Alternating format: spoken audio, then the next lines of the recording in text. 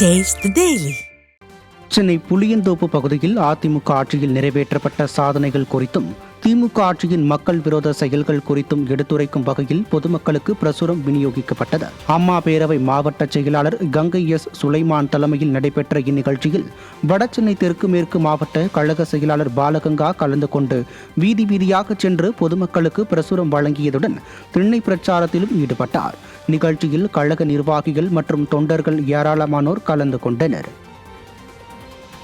செங்கல்பட்டு மேற்கு மாவட்டம் பரங்கிமலை மேற்கு ஒன்றியத்திற்கு உட்பட்ட அகரம் ஊராட்சியில் பூத் கமிட்டி நிர்வாகிகள் ஆலோசனை கூட்டம் நடைபெற்றது.